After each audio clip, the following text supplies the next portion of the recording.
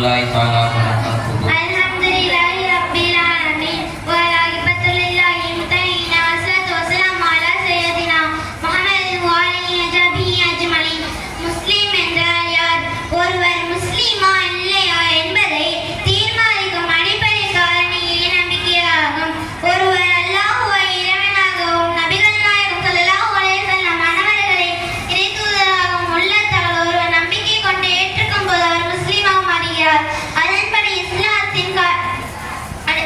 இஸ்லாத்தின் காரணி இறை நம்பிக்கையாகும். அதாவது லா இலாஹா இல்லல்லாஹு முஹம்மது ரசூலுல்லாஹி வணக்கத்துக்கு அல்லாஹ்வை தவிர வேறு யாரும் இல்லை. முஹம்மது நபி ஸல்லல்லாஹு அலைஹி வஸல்லம் அல்லாஹ்வின் திருத்தூதராக இருக்கின்றார்கள்.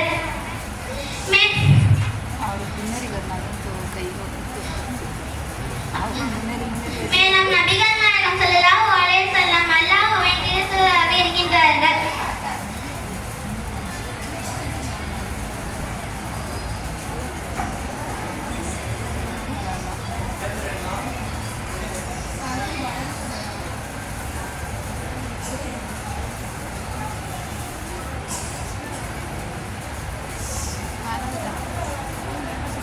அதன்படி இஸ்லாத்தின் கடமைகள் இறை நம்பிக்கையாகும்.